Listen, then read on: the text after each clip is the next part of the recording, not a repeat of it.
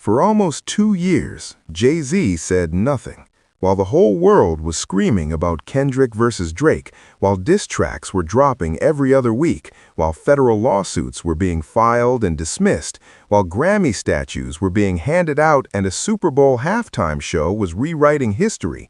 Sean Corey Carter sat back, watched, and kept his mouth shut. And then, on March the 24th, 2026, GQ published one of the rarest things in modern entertainment, a Jay-Z cover story. And Hav said everything. Subscribe to the Hip Hop Watchdog and smash that notification bell because this interview dropped like a grenade and the smoke has not cleared yet. Let's start with what everybody actually wanted to know.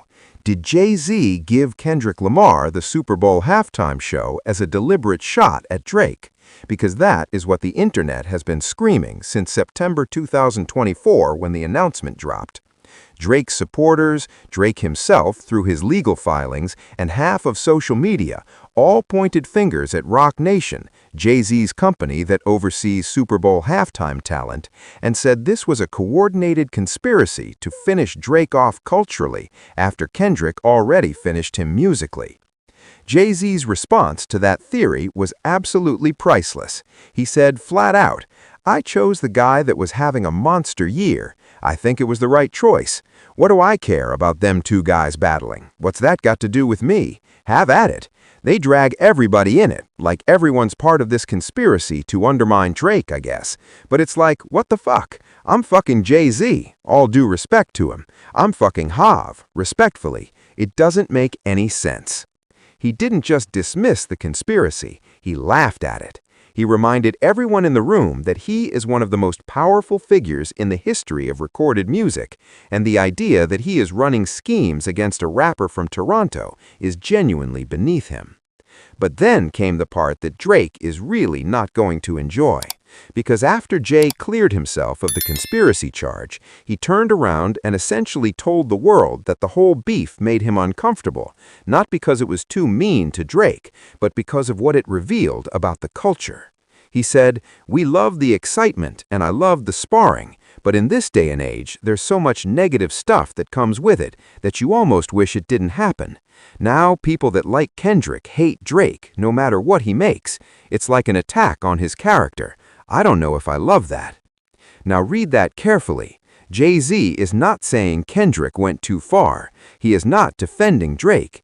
He is saying the fan base toxicity that the beef created, the way it divided hip-hop into two warring camps, is what troubles him, which is actually a much colder take for Drake than outright criticism would have been, because it means Jay looked at the wreckage of Drake's reputation, and his response was not, "That was unfair." His response was, "I almost wish it didn't happen." Not, "Poor Drake."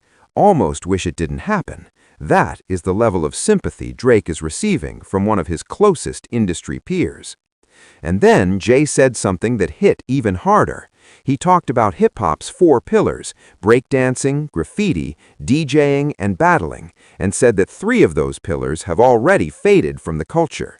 Breakdancing is no longer at the forefront. Graffiti is largely gone from hip-hop. You don't even know the DJ for half of the artists anymore.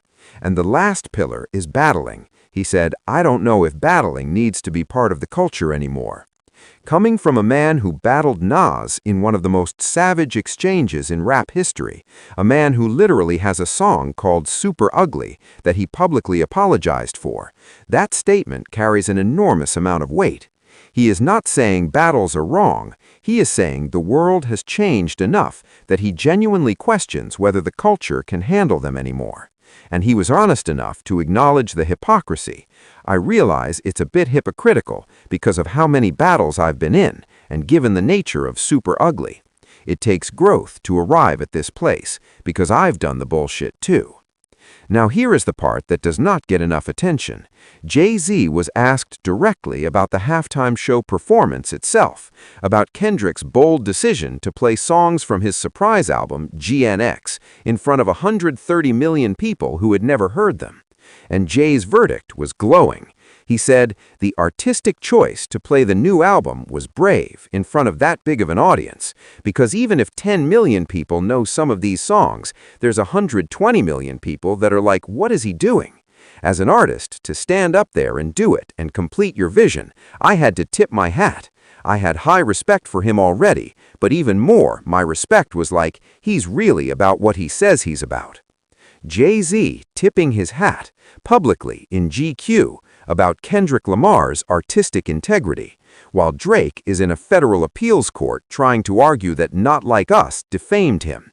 The contrast doesn't need any further commentary. And then, on top of all of that, Jay confirmed he's in full attack mode in 2026, new music coming, Yankee Stadium shows announced for July. 2025 was hard for him, a sexual assault lawsuit he refused to settle because, in his own words, I can't take a settlement, it ain't in my DNA, I would die. He said he was heartbroken. He said he was angrier than he had been in decades, and he came out the other side, declaring that 2026 is all offense. So, let's tally up what Jay-Z's GQ interview actually delivered. He laughed off the conspiracy